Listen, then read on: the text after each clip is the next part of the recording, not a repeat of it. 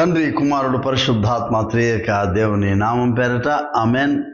మన తండ్రి అయిన దేవుని నుండి ప్రభువైన యేసుక్రీస్తు నుండి కృపా సమాధానములు మీకు కలుగునుగాక. ప్రియ విశ్వాసులారా, ఈ దినము మనము ఒక చాలా సామాజిక పరమైనటువంటి ఒక లోతైనటువంటి విషయాన్ని మనం కలిసి ధ్యానం చేయడానికి మిమ్మల్ని ఆహ్వానిస్తూ ఉన్నాను. ఈ అంశం మన సమాజాన్ని ఆరోగ్యదాయకంగా నడిపించేటువంటి అంశంగా ఇది సంఘంలోకి దీనిని జొప్పించారు మన లెక్షనరీలోనికి. బంధకములను తెంచుట, వ్యసనముల నుండి విముక్తిని కనుగొనుట. అంటే ఆధ్యాత్మిక స్వేచ్ఛ కొరకైనటువంటి జీవితంలో వ్యసనముల నుండి విముక్తి కనుగొనుట అనే అంశాన్ని మనం కలిసి ధ్యానం చేస్తాము. దానికి తగినటువంటి వాక్యము కొలసీ వ్రాసిన పత్రిక, అపోస్తలుడైన పౌలు కొలసీలకు రాసిన పత్రిక 3వ అధ్యాయము 5వ వచనం నుండి నేను కొన్ని మాటలు మీ కొరకు చదివి వినిపిస్తాను. కావున భూమి మీద ఉన్న మీ అవయవములను అనగా జారత్వమును, అపవిత్రతను, కామాతురతను, దురాశను, విగ్రహారాధన అయిన ధనాపేక్షను చంపివేయుడి. వాటి వలన దేవుని ఉగ్రత అవిధేయుల మీదకి వచ్చును. పూర్వము వారి మధ్య జీవించినప్పుడు మీరును వీటిని అనుసరించి నడుచుకుంటురి. ఇప్పుడైతే మీరు కోపము, ఆగ్రహము, దుష్టత్వము, దూషణ, మీ నోట బూతులు అను వీటన్నిటిని విసర్జించుడి. ఒకరితో ఒకడు అబద్ధం ఆడకుడి. ఏలయనగా ప్రాచీన స్వభావమును దాని క్రియలతో కూడి మీరు పరిత్యజించి జ్ఞానము కలుగు నిమిత్తము దాన్ని సృష్టించిన వాని పోలిక చొప్పున నూతన పరచబడుచున్న నవీన స్వభావము ధరించుకొని ఉన్నారు. దేవునికి స్తోత్రం. ప్రార్థన చేసుకుందాం. ప్రియ పరలోకపు తండ్రి, నిత్యుడైన దేవ, మా యేసుక్రీస్తు ప్రభు తండ్రి, నాయన మాకు ఇచ్చినటువంటి అందమైనటువంటి సృష్టిని, ప్రకృతిని బట్టి వందనాలు చెల్లిస్తున్నాం. నాయన ఎంత ఆరోగ్యదాయకమైనటువంటి, ఎంత వికాసదాయకంగా ఉండినటువంటి మహా సృష్టిని చాలాసార్లు మేము మా యొక్క అజ్ఞానంతో దీన్ని పాడు చేసుకొని ప్రభు మా జీవితాలను కూడా మేము పాడు చేసుకుంటున్నాం. అనేక వ్యసనాలు మా సమాజం యొక్క ఆరోగ్య స్థితిని తండ్రి పాడు చేసేటువంటి రీతిలో, దిశలో నడిపిస్తున్నాయి. వీటిని అధిగమించేదానికి, వీటిని ఛేదించేదానికి, వీటిని పరిత్యజించేదానికి మాకు కావాల్సిన శక్తిని మా సమాజానికి, మా యవనస్తులకు మీరు ప్రసాదించి ఒక నూతన ఆరోగ్యదాయకమైన సమాజాన్ని, సృష్టిని మాకు అనుగ్రహించమని యేసునామం పేరట వేడుకుంటున్నాం తండ్రి. ఆమెన్. మన ప్రభువైన యేసుక్రీస్తు దీవెనలను, మా యొక్క ఆశీస్సులు మీకు సదా తోడైండునుగాక. ప్రియ విశ్వాసులారా, ఇది సామాన్యమైన అంశమేమి కాదు ఇది. కానీ ఇలా అని చెప్పి దీనిని మనం చాలా విశదంగా చెప్పేదానికి కూడాను it needs a session are sessions దీని మీద డెలిబరేట్ చేయడానికి, తర్వాత దీన్ని అనేక గ్రూప్స్లో దీన్ని డిస్కస్ చేసి మన క్రైస్తవ సంఘాల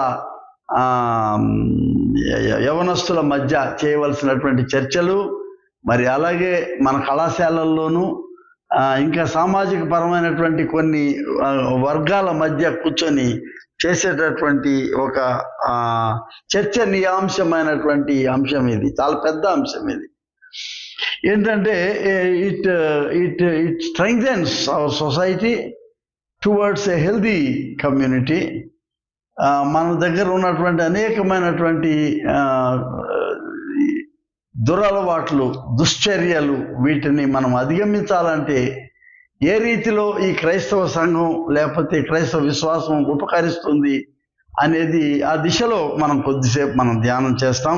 అంతా మనం దీన్ని చర్చించలేమి వల్ల, కానీ కొన్ని అవుట్లైన్స్ మనం చర్చించుకోదగినటువంటి విషయం. Thanks to the organisation to provide this theme. చూడగానే ఆధ్యాత్మికంగా కనబడకపోవచ్చు, కానీ చాలా అవసరం. ఆధ్యాత్మిక చింతన కొరకు చాలా అవసరమైన అంశంగా నేను ఆహ్వానిస్తున్నాను. Finding freedom from addictions. అంటే ఈ వ్యసనాల నుండి స్వేచ్ఛ మనం పొందుకోవడం అనేది, దాన్ని ఇంకో మాటలు ఏమన్నా అంటే బ్రేక్ ద చైన్స్ అన్నాడు. సంఖ్యలు తెంచి స్వతంత్రంగా జీవించేదానికని మనకు మంచి పాఠాలు ఇవ్వబడినాయి ఇక్కడ. మొదటిది ఏంటంటే, ఈ వ్యసనం అనేటటువంటిది ఇట్స్ ఏ క్రానిక్ కండిషన్. మనం చెరుపలేనటువంటిది, ఆపలేనటువంటి మన జీవితాల్లో ఇక నిలువరం పొందినటువంటి ఒక స్థితి ఇది. ఇదేంటంటే మన జీవితాలను దిగజార్చేటటువంటి, మన సామాజిక మానసిక కుటుంబ జీవితాలను దిగజార్చేటటువంటి ఒక దురలవాట్లతో కూడినటువంటి చర్యలు. వీటి ఇంపాక్ట్, ప్రభావం మన ఆరోగ్యం మీద చాలా ఘనంగా చూపిస్తాయి. అంటే వ్యసనం అనే దానికి ఇంకొక పదం ఏమీ లేదు. ఇక అది దురలవాట్లు అంటున్నాం అంతేగాని, నేనేమంటానంటే ఏది మన యొక్క కుటుంబ జీవితాన్ని, మన వ్యక్తిగత జీవితాన్ని, సామాజిక జీవితాన్ని నిర్వీర్యం చేసి పాడు చేస్తాయో, ఏది పైకెత్తి దాని యొక్క నిజమైనటువంటి అందాన్ని చూపించలేవో వాటిని ఈ వ్యసనాలని నేను అంటున్నాను. భారతదేశంలో మనకి ఈ పురాణాల్లో అట్లా చెప్పారు, సప్త వ్యసనాలు అంటారు. అంటే ఈ వ్యసన దుర్బలత్వం గురించినటువంటి చర్చలో ఈ వ్యసనాలు ఏంటంటే వ్యక్తిని నాశనం చేసేటువంటి దురలవాట్లలో వాళ్ళు చెప్పినటువంటి పురాణాల్లో వెలది అంటే ఏంటంటే వేశ్య వ్యామోహం అని, జోదం అటువంటిది, సురాపానం, అధికమైన వేట, జంతుజాలాల్ని చంపాలనేటువంటి ఆశ, పలుకు ప్రహ్లదంబు అంటే మన దుర్మార్గమైన మాటలు, దండంబు అన్నారు అంటే హింసాయుతమైనటువంటి చర్యలు, తర్వాత సొమ్ముని నిష్ప్రయోజనంగా వమ్ము చేయటం అని అంటే దుబరాతనం. ఇవి సప్త వ్యసనాల కింద తీసుకున్నారు. మన చుట్టూ ఉన్న సమాజంలో మోడర్న్ లాంగ్వేజ్లో మాట్లాడితే, ఆధునిక కాలంలో మాట్లాడితే మాదక ద్రవ్యాలు I think it stands number 1 now to disturb the society and distort the society.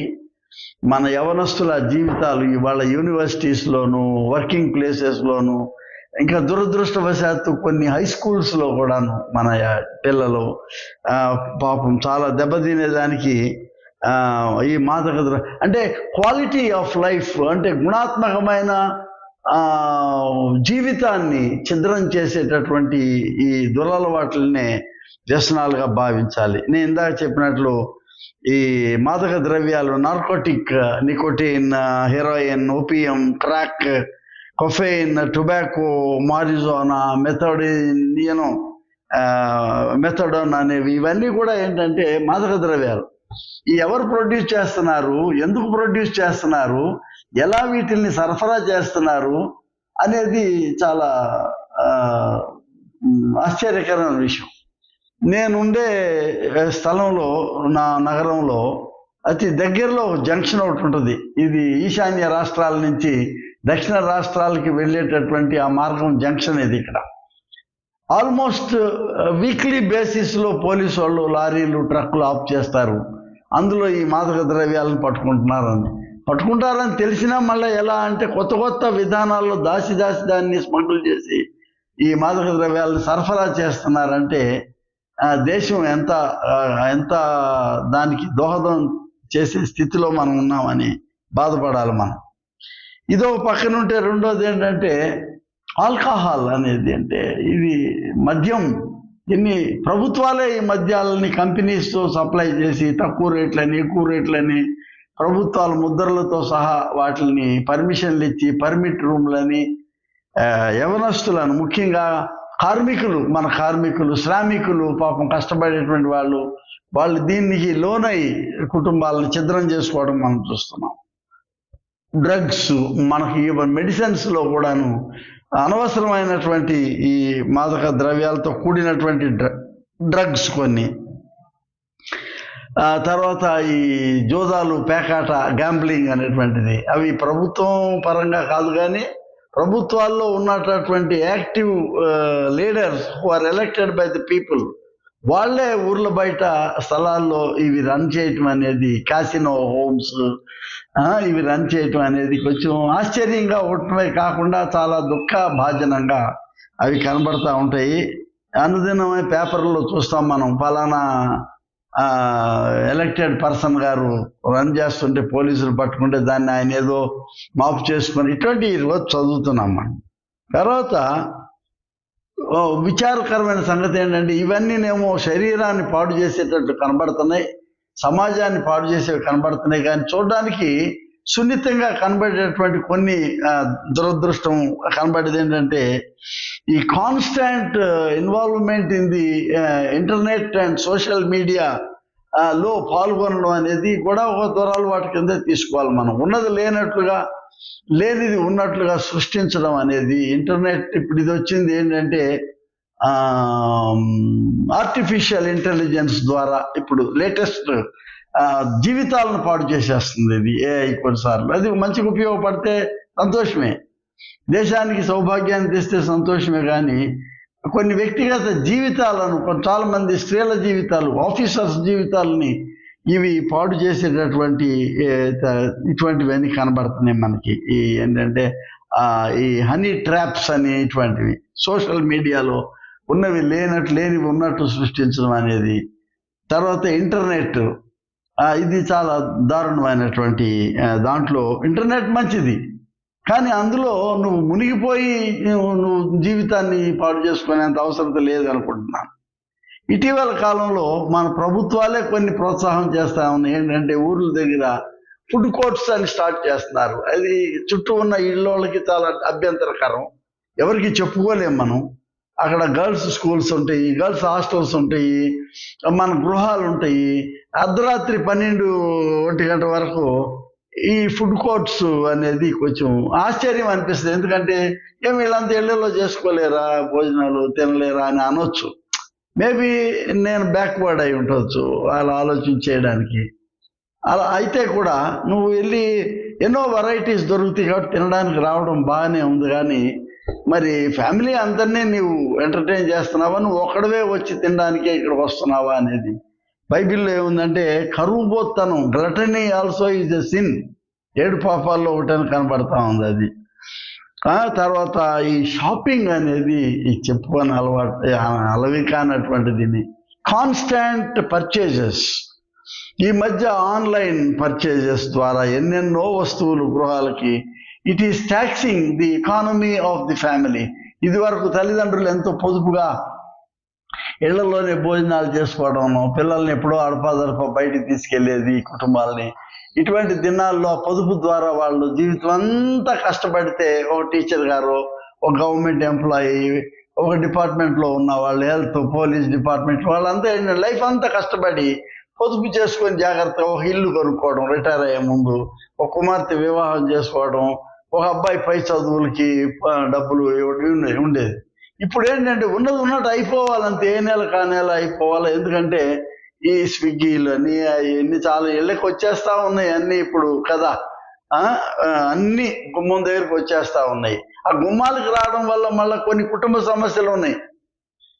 నేను ఎవరిని చెడుగా అనడం లేదు, కానీ గుమ్మాలు రావడం కూడా మనకి unnecessary interference in the closed life of the family అనేది. తరచుగా గుమ్మాలు తలుపులు కొట్టి ఇటువంటివి కూడా మంచిది కాదు. ఇది అని షాపింగ్ అని డిఫరెంట్ మోడల్స్, ఏదన్నా మోడల్ కొత్తగా వస్తే కుటుంబాలు వదిలిపెట్టకూడదు అనేటువంటి ఒక మంచి అలవాటు కాదని. మన young boys and girls kitty parties, తర్వాత ఈ నైట్ పబ్స్, అక్కడ పోయి వాళ్ళు తాగే విధానాలని మనం కొన్నిసార్లు టీవీల్లో చూసేటప్పుడు భయం వేస్తుంది. అంటే మన ఇంట్లో కూడా మన అమ్మాయి మన అబ్బాయి ఎట్లా వెళ్తున్నారా తెలియదు కదా. మన దగ్గర పవిత్రంగానే కనబడతారు వాళ్ళు, కానీ మనకు వాళ్ళ పర్సనల్ లైఫ్, వాళ్ళ ప్రైవేట్ లైఫ్ మనకు తెలియదు. I think I stop here, enough of explaining and describing the entire panoramic picture of the vices. ఈ వ్యసనాల గురించినటువంటి ఒక విస్తృతమైన ఈ దృశ్యాన్ని మీకు చూపించడం అనేది ఏంటి, సరే మంచిది, బాగుంది, అన్నీ చెప్పారు, బాగుంది, కానీ వీటి నుంచి మనం ఎలా బయటికి రావాలనేటటువంటిది చూడాలి. దీని నుంచి ఫలితాలు ఎట్లా ఉన్నాయంటే, కొన్నిసార్లు ఈ వ్యసనాలు మితిమీరి ఈ ప్రతికూల పరిణామాలకు దారితీస్తాయి, ఆత్మహత్యకు నడిపిస్తాయి. కొన్నిసార్లు ఏం చేయలేని స్థితిలో, నీకు ఇవి దొరకని స్థితిలో నీకు అందుబాటులో లేనప్పుడు, లేక ఇవి ఎక్కువైపోతున్నప్పుడు ఈ వ్యసనాలు, ఈ ఈ ప్రతికూల పరిణామాలను చూస్తున్నాం. ఆత్మహత్య ఇవన్నీ, దాన్ని న్యూరో సైకలాజికల్ డిజార్డర్స్ మన యవనస్తులకు తీవ్రంగా ఎంత చిన్న వయసులో ఇన్ని వాళ్ళ జీవితంలో, వాళ్ళ శరీరంలో, వాళ్ళ మెదడులో ఇముడ్చుకోవటం అనేది ఇట్ బికమ్స్ ఇంపాసిబుల్. దానికి చాలా రకాలైన అటెన్షన్స్ ఉన్నాయి. బయోమెడికల్, న్యూరో సైకలాజికల్ అటెన్షన్స్ చాలా ఉన్నాయి. ఉన్నా కూడా US national institute of drug abuse అని చాలా సహాయం చేస్తుంది, మన ప్రభుత్వాలకు చాలా సహాయం చేస్తుంది. జీవ సంబంధమైన మానసిక, సామాజిక, సాంస్కృతిక, ఆధ్యాత్మిక విధానాలను సూచించేటువంటిది ప్రభుత్వాలు కూడా కొన్ని పరిచయం చేస్తూ ఉన్నాయి. ఇవన్నీ ఉన్నాయి, ఉండటానికి ఉన్నాయి. అవి మన సమాజానికి అందుబాటులో లేవేమో, మన దగ్గరికి ఇంకా అవి తీసుకురాలేదేమో ఈ పరిష్కృతులు, ఈ నిష్కృతులు అనేది నేను అనుకుంటున్నాను.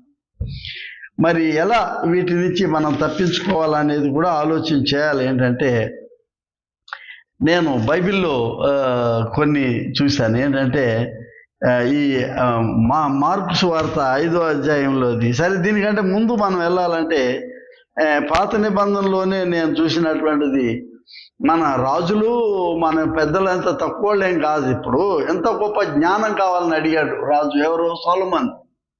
సొలొమోన్ రాజు యవనస్తుడు ఉన్నప్పుడు ఎంత భక్తి పూరితంగా ఉండి, దేవుడు ఏం కావాలయ్యా అంటే, నన్ను ఎవరు ఇప్పుడు ఈ వయసులో మన పిల్లల్ని ఎవరు వచ్చి దేవుడు వచ్చి అడగరు కదా, సొలొమోన్ అడిగాడని రాసి ఉంది అక్కడ. చాలా గొప్ప విషయం అది. జ్ఞానం సంపాదించాడు. ఆ జ్ఞానంతో పాటు దాని వెనక ఒక షేడ్ ఒకటి వచ్చేసింది ఇతనికి. ఏంటంటే బహుభార్యాత్వము, వేల సంఖ్యలో ఉండటం అనేది నిజమా, ఎగ్జాజరేటెడ్ నంబరా? రాజులకి ఎవరో కొంచెం పర్వర్షన్ ఉండడం సహజం. ఎందుకంటే అతనుకున్న పరిధి చాలా పెద్దది కాబట్టి రాజ్యాలతో సంధి చేసుకోవడానికి ఇవి అవసరమై ఉండొచ్చు, ఇది ఒక భాగమై ఉండొచ్చు. అక్బర్ చక్రవర్తి కూడా అట్లా చేశాడు. కానీ ఈ సొలొమోన్ గారు ఎక్కువగా చేశాడని, దానివల్ల నిజ దేవుణ్ణి తక్కువ చేసి భార్యల దేవుళ్ళందరినీ కొండల మీద ఎక్కించడం అనేది కూడా జరిగింది అక్కడ. అంటే ఒక వ్యసన పరుడైన తర్వాత రాజు దేశానికి భద్రత ఉండదు. అది మన జీవితాల్లో మొఘల్ చక్రవర్తుల్లో హుమాయూన్ లాంటి రాజులు, చాలా రాజ్యాలు పతనం అయిపోయినటువంటి పరిస్థితులు మనం చూస్తున్నాం. రాజు ఈ వ్యసనం వైపు వెళ్ళాడంటే రాజ్యం నాశనం అయిపోయినట్టు మనం చూసాం. అలాగే ఎంతో భక్తిగా మనోవా, ఆయన భార్య పేరు లేదు ఇక్కడ న్యాయాధిపతుల్లో, మనోవా లాంటి వాడు భార్యాభర్తలు భక్తితో దేవుడిని ప్రార్థన చేసుకున్నారు, కుమారుడిని ఇచ్చాడు.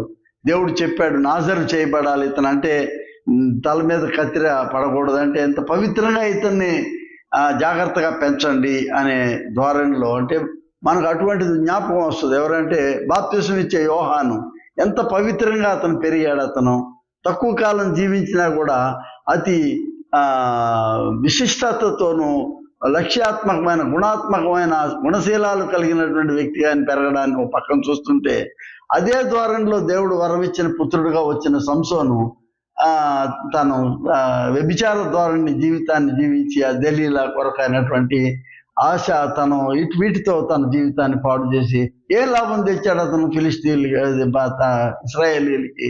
ఏదో పోయి ఫిలిస్తీన్లతో ఆయన యుద్ధం చేశాడని చెప్పడం తప్పించి, he did not stand as a kind of savior to the people, to the expectation of the people. దురదృష్టం అది. సారీ, అది రాంగ్ పిక్చర్ ఇవ్వాలని నేను అనుకోలేదు.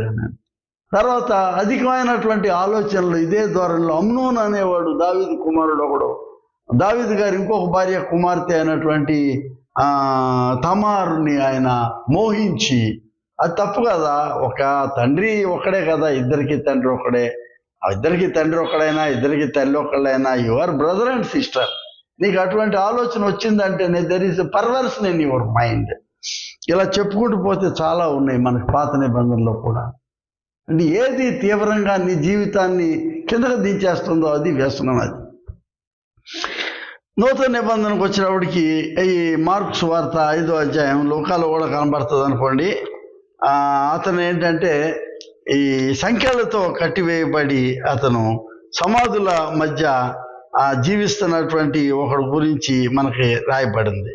చూద్దామా? 5వ అధ్యాయం మార్కు సువార్త.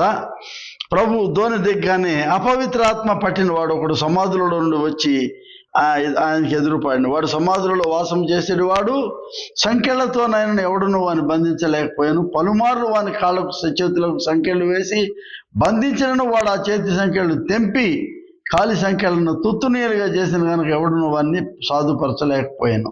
వాడు ఎల్లప్పుడూ రాత్రింపగడు సమాధులలో కొండలలో కేకలు వేయచ్చు తాను రాళ్లతో గాయపరచుకొని చూడాను. వాడు ప్రభు దగ్గరకు వచ్చాడు. అంటే ఈ అతని గురించి వర్ణన ఇంత పెద్ద పవిత్ర గ్రంథంలో అతని గురించి 4-5 వచనాలు వ్రాయబడి అంటే మనకు ఆశ్చర్యం కలుగుతుంది. ఏంటంటే టోటల్లీ డిస్టార్టెడ్ పర్సనాలిటీ. అతనికి ప్రభువారు మరి ఏ రకమైనటువంటి ట్రీట్మెంట్ ఇచ్చారనేది మనకు తెలియదు. అది ఏ రకమైన సైకో అనలిస్ట్గా ప్రభువారు ఇతనికి సైకియాట్రిక్ ట్రీట్మెంట్ ఇవ్వడం అనేది కొంచెం మనకి ప్రెజెంట్గా కనబడుతుంది. అది ఎస్, దట్ మ్యాన్ నీడెడ్. కుటుంబాల దగ్గర ఎందుకు ఉండలేకపోయాడు, గ్రామంలో ఎందుకు ఉండలేకపోయాడు, తనకి ఇవ్వబడిన రెస్ట్ చేసుకునే సకాలంలో అక్కడ ఎందుకు ఉండలేకపోయాడు, విశ్రాంతి తీసుకునే సమయాన్ని ఎందుకు ఎంజాయ్ చేయలేకపోయాడు అని అంటే ఈ వ్యసనాలు ఒకళ్ళని నిద్రపోనివ్వవు. నైట్ కింగ్స్ లాగా రాత్రుల్లో బయటకు పోయి తిరగడాలు, ఇల్లు వదిలిపెట్టి, నీకు ఇల్లు ఇచ్చిన దేనికి, భార్య పిల్లలతో ఉండేదానికి, తల్లిదండ్రులతో ఉండేదానికి. నువ్వు ఉండలేకపోవడానికి కారణం ఏంటంటే నీలో ఏదో ఒక క్రమశిక్షణ కోల్పోయిన తనం కనపడతా ఉంది. Your spending over nights there అని, your spending over and above of your livelihood అనేది కనబడతా ఉంది అక్కడ. And changed because of the disturbance of his mind and life, distortion. మరొక చోట ఏం చూస్తామంటే ప్రభువారు మత్తయి 15లో సైరోఫోనీషియన్ లేక లెబనాన్ బోర్డర్స్ దగ్గర కనానీయురాలైన స్త్రీ పరిగెత్తుకొని వచ్చి ప్రభు దగ్గర హిస్టీరిక్గా అరుస్తూ ఉంటుంది. ఆయన దగ్గరికి వచ్చి ఆమె ఏమడుగుతుంది, అక్కడికి వచ్చి ప్రభు వారి దగ్గరికి వచ్చి ఏమడుగుతుందంటే, నా కుమార్తె అయ్యా ఎన్నో అపవిత్రాత్మల పట్టి దేవుడు అరుస్తుంది, నా కుమార్తె దయ్యమును పట్టి బహు బాధపడుచున్నదని కేకలు వేశాను. ఆమె దగ్గరికి వెళ్ళి ప్రభు మాట్లాడతాడు, కొంచెంసేపు ఆమెతో మాట్లాడతాడు. ఇక్కడ డైలాగ్ అనేది చాలాసేపు సంభాషణ, యేసు వారు చేసేటువంటి సంభాషణ అక్కడ సమాధులతోటి వానితో కానీ, లేక ఇక్కడ ఈ స్త్రీతో కానీ, ఇంకో చోట అయితే అది అతని పేరేంటి పక్షవాయువు కలిగిన వానితో కానీ, జకయ్యతో కానీ ప్రభు వారు కొన్ని సంభాషణలు చేస్తూ ఉన్నప్పుడు I presume that Jesus was a psycho analyst. వాళ్ళతో మాట్లాడుతూ వాళ్ళ ధోరణిని బయటికి వెలిగి తీసుకొచ్చేటటువంటి ఆ టాలెంట్ ప్రభు వారిలో నాకు కనబడింది. అక్కడ కొద్దిసేపు అయిన తర్వాత వాళ్ళలో ఉన్నటువంటి ఈ పవర్స్ ఆఫ్ ఈవిల్ని బయటికి లాగటం అనేది, నేను అంటాను ఈవిల్ స్పిరిట్ ఉందా లేదా అనేది ప్రశ్న తర్వాత పక్కన పెడితే, నేనే దృష్టిలో చూస్తున్నానంటే ఈ పవర్స్ ఆఫ్ ఈవిల్ అంతా కూడా వ్యసనాల కిందే నేను చూస్తున్నాను. There is something too much that cannot be controlled అనేది కనబడతా ఉంది అక్కడ. మత్తయిలో చూసాం మనం, there is triggers of kind of టెంప్టేషన్స్ని మనం చూస్తున్నాం మనం. అలాగే యాకోబు పత్రికలో మాట అంటాడు, యాకోబు పత్రికలో చూద్దాం. ఆయన ఏమంటాడంటే 4వ అధ్యాయము 16వ వచనం, ఇప్పుడైతే మీరు మీ డంబములను అతిశయపడుచున్నారు, ఇటు అతిశయం అంత చెడ్డది, కాబట్టి మేలైనది చేయనెరిగి అలాగ చేయవానికి పాపము కలుగునని. అంటే మేలైనది చేయనెరిగి అలాగ చేయని వానికి అంటే యు ఆర్ అకౌంటబుల్. నీవు అకౌంటబిలిటీ లేనటువంటి సమయంలో you are destroying your life అనేది. You are accountable to your friends, you are accountable to your family, you are accountable to the society ultimately.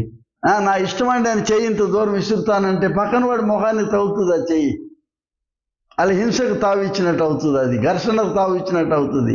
కాబట్టి నీ చెయ్యి ఇతరులకు తగిలేంత వరకే నీ చెయ్యి వాడుకోవాలి, కానీ వ్యర్థంగా వాడుకోకూడదు. నీకు ఇచ్చినటువంటి ఫ్రీడమ్ని దుర్వినియోగం చేసుకోకూడదు.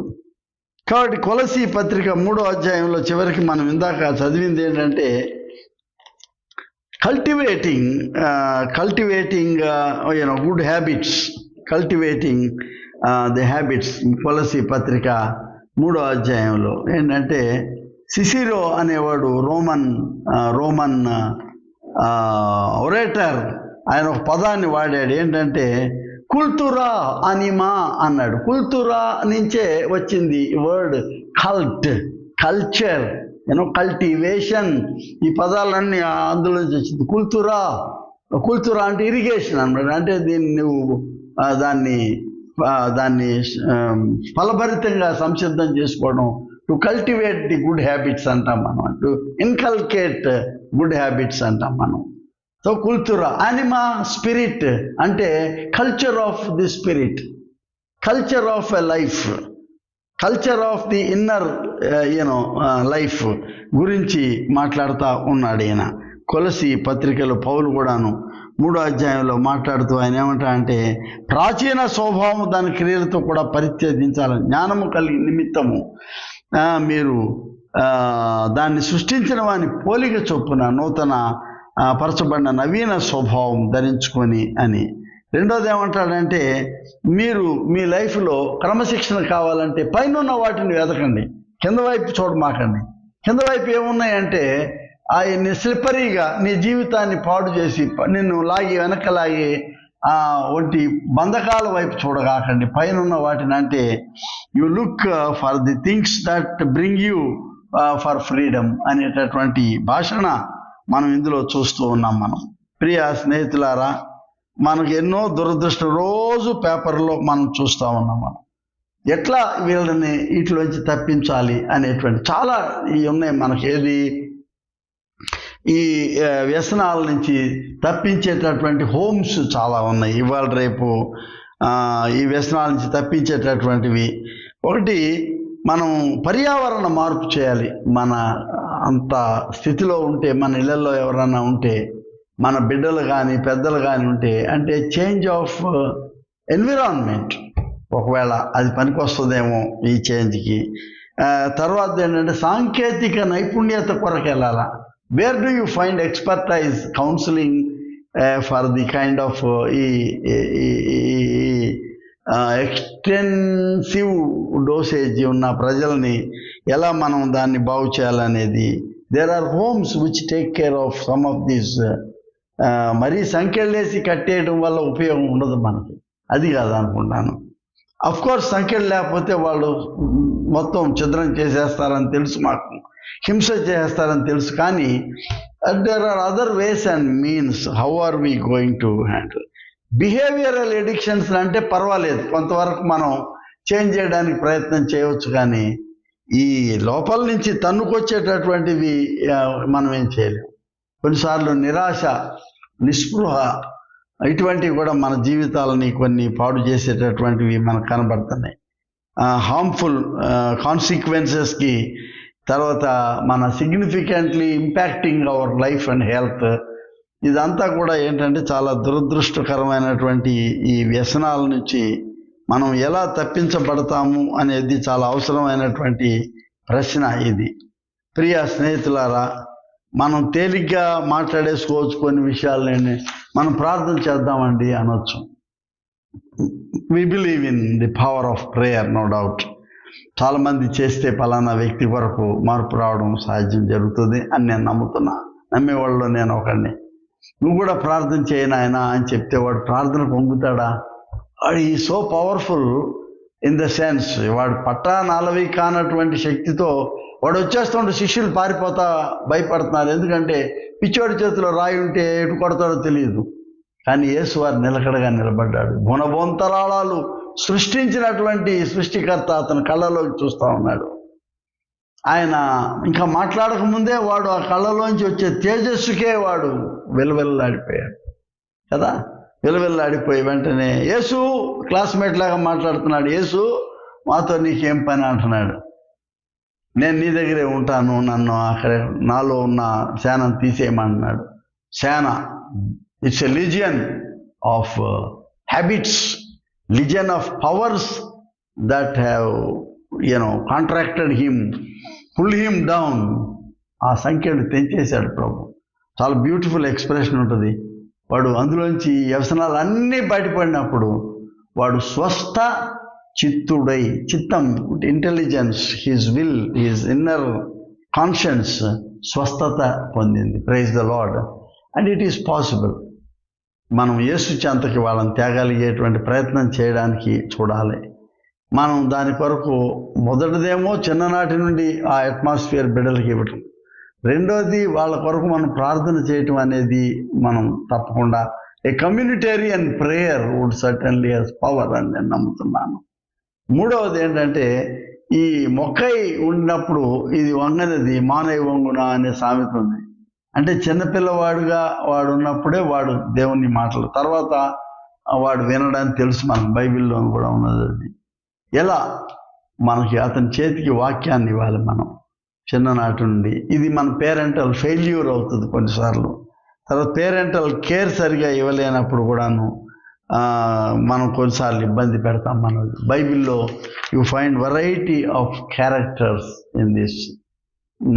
ఎలా యవనస్తుడు వచ్చాడు, ప్రభు దగ్గరికి వచ్చాడు. వచ్చి సద్బోధకుడా, నిత్య జీవమునకు వారసుని అవ్వడానికి నేనేం చేయాలని అడిగాడు. ప్రభు చెప్పాడు, ఏదో ఆజ్ఞలు ఉన్నాయి, అన్నీ చేశాను ప్రభు అన్నాడు. He was very is obsessed with religiosity కూడా. కానీ వీళ్ళలో ఉంది ఏంటంటే ఎగ్జిబిషనిజం ఉన్నట్టు కనబడుతుంది ఇది, కానీ ఎంగేజ్మెంట్ ఆఫ్ లైఫ్ లేదు. వాట్ ఈస్ దిస్ ఎగ్జిబిషనిజం అంటే, he wanted to show his life as an entertainment in the church. చాలా చక్కగా శుద్ధిగా వస్తాడు, రెగ్యులర్గా వచ్చి కూర్చుంటాడు. పాస్టర్ గారు మీరు ఎందుకు వంగలేదు ఇందాక ప్రార్థన చేసినప్పుడు అని అడుగుతాడు. చాలా ఉన్నాయి ఇతని దగ్గర.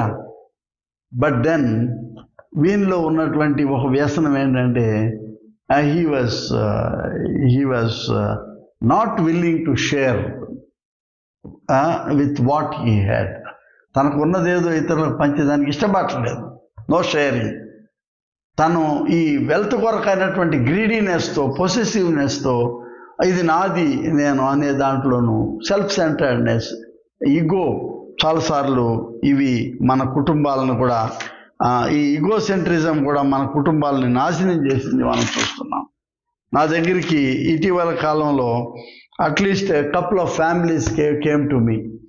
వాళ్ళ తల్లి బహు భయంకరమైనటువంటి వేదనతో ఆ తల్లి బాధపడితే చెప్తుంది, అన్నీ ఉన్నాయ్యా మాకు, ఎందుకు మేమేం చేసాము పాపం అర్థం కావట్లేదు, మా ఇంటికి వచ్చిన మా కోడలు చాలా ఇబ్బంది పెడుతుంది మమ్మల్ని, అబ్బాయి నోట్లో నాలుగునే ఉండయ్యా. అంటే ఐఎమ్ నాట్ డిఫెండింగ్ అబ్బాయి, అమ్మాయిని అంటలేదు, maybe it is reverse also కొన్నిసార్లు. ఇటువంటి స్థితి ఏంటంటే, నాకు ఇల్లు రాసి ఇవ్వాలి, నీ బంగారం తొందరగా తెచ్చి ఇచ్చేసేయండి మాకు, నాకు ఇవ్వాల్సిన బంగారం ముందే, నువ్వు చచ్చిపోయాక ఎట్టెళ్తుందో తెలియదు నాకు ఆ బంగారం, నాకు ఇప్పుడు ఇచ్చేసేయాలా, ఇటువంటిది. నీకు మీ అబ్బాయికి పుట్టిన కొడుక్కి మీ పేరు పెట్టం, మేము నా ఇష్టం వచ్చిన పేరు పెట్టుకుంటాను, this is our family, our life. See all these kind of possessive nature, ఈ ఈగోని, ఈ అహాన్ని కొన్నిసార్లు బ్రేక్ చేయాలి for a peaceful, for a healthy and for a pleasant life. Maybe we need to break certain things. Boys తక్కువ ఏం కాదు, వీళ్ళేమో ఇక్కడి నుంచి తీసుకుపోయి అమెరికాలో కట్నం కొరకు పెళ్లి చేసుకొని అక్కడికి పోయిన తర్వాత ఆ అమ్మాయిని నానా దుర్బలతో పెట్టి, he had his own life there in America and he was so free. ఆ అమ్మాయిని బందీఖానాలో పెట్టినట్టు ఇంట్లోనో, without any life, without taking her out, etcetera etcetera అన్నీ చూస్తున్నాం మనం. There is something lacking.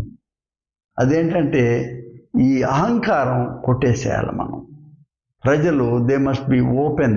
ఈ సమాజంలో నేర్చుకోవాల్సినటువంటివి చాలా ఉంది. ఏంటంటే ఇది ఎవరు వ్యక్తిగతంగా మనకి దీని కొరకు నిలబడి చెప్పరు. Parents stand first place, they are our teachers కదా. నెంబర్ 2 స్కూల్స్లోను ఇవాళ రేపు ఈ హెవీ ఫీజులు కలెక్ట్ చేసే టీచర్స్ వాళ్ళ పర్స్పెక్టివ్స్ వేరున్నాయి, ఈ క్రమశిక్షణ లేదు. చిన్నప్పుడు ఆర్డినరీ స్కూల్స్లో మనకి ఎన్నో నీతులు బోధించేటువంటి వాళ్ళు లేరు ఇప్పుడు టీచర్స్. ఇప్పుడు this all different, mechanical, artificial, homework అయిందా లేదా, డిసిప్లిన్ ఎంత ఇవ్వాలా లేదు, ఇటువంటివే చూసుకుంటున్నారు. కానీ మెకానికల్గా కనబడతా ఉంది, హోమ్లీగా లేదు స్కూలింగ్ కూడా ఇవాళ రేపు. I'm sorry to say, I'm not criticising those things. అటువంటి మోడల్స్ లేకపోవటం చూస్తున్నాం మనం. Then when the society also, ఇది వరకు పెద్దలంటే భయం ఉండేది, పలానా సెంటర్లో నుంచోకూడదు, ఈ వీధుల కూడల్లో నుంచోకూడదు, ఎందుకంటే ఆ పెద్దోళ్ళు అటు ఇటు తిరుగుతున్నారు, వాళ్ళ ఇళ్లలో చూస్తున్నారన్న భయం ఉండేది.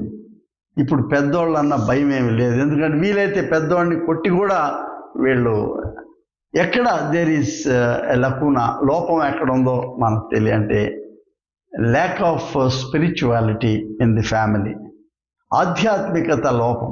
అందుకే కదా ఇవాళ ఈ యోగాలని ఇంట్రడ్యూస్ చేసుకుంటున్నాం మనం. ఉన్నదే ఇదివరకే reorienting again, once again we are inculcating those things, good habits. ఇళ్లలో బయట ఈ యోగ సాధన ద్వారాను, ఒకటి ప్రార్థన ద్వారాను, ఆధ్యాత్మికత పెంపొందించుకునే వాక్య పఠనం ద్వారాను, తల్లిదండ్రులు కాన్స్టాంట్ సూపర్విజన్ ద్వారాను, not to domesticate the children but giving them freedom, yet you show your love by love with the truth. లేకపోతే నువ్వు వాడిని శిక్షించేదానికి ప్రేమతో, ఇదంతా పేరెంటల్ లవ్ నుంచి రావాల్సిందే.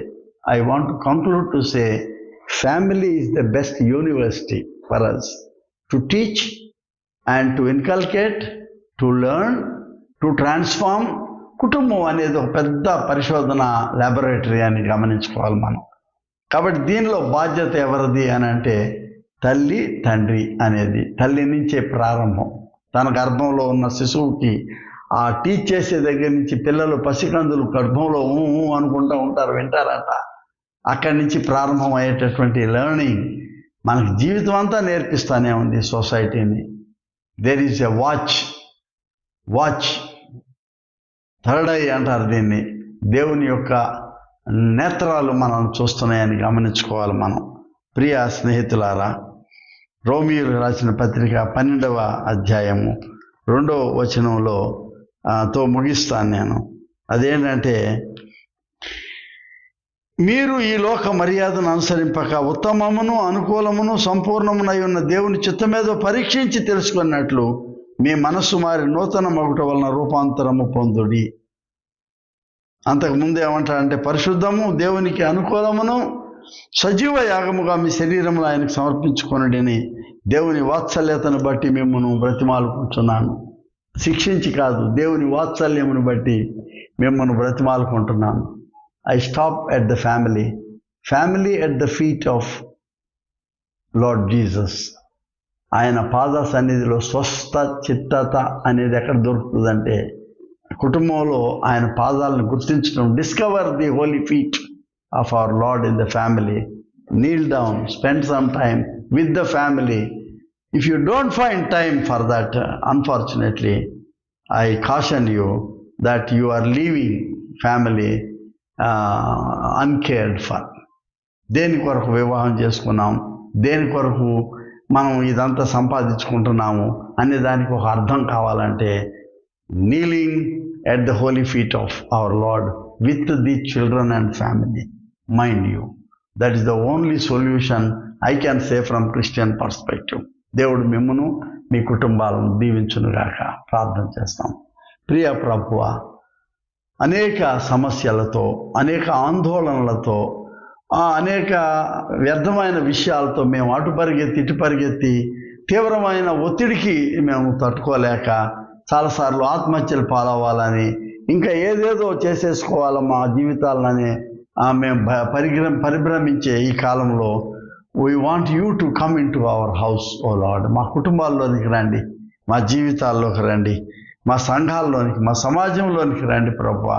ఎందుకంటే మీ కేంద్రితమైనటువంటి ఈ మా యొక్క నడవడి, ఆ లోపించిన ఆధ్యాత్మికత మేము మరలా తిరిగి మనం దాన్ని సంపాదించుకోవడానికి నీ సన్నిధిలో ఆ స్వస్థ చిత్తత ఏదో మా కుటుంబాలకు దయచేయండి, మా బిడ్డలకు దయచేయండి. Show them a new tomorrow, O Lord, in accordance to your will and your guidance. మీ యొక్క కాపరత్వం కింద మా బిడ్డలకు ఒక నూతన మార్గాన్ని చూపించి నీ పాద సన్నిధిలో వారిని మీరు పవిత్ర హస్తాలతో దీవించుమని యేసునామం పేరట వేడుకొనుచున్నాం పరమ తండ్రి. ఆమెన్. మన ప్రభు అయిన యేసుక్రీస్తు కృపా తండ్రి అయిన దేవుని ప్రేమ, పరిశుద్ధాత్మ యొక్క నిత్య సహవాసం మీకు మీ బిడ్డలకు సదా తోడైండును గాక. ఆమెన్.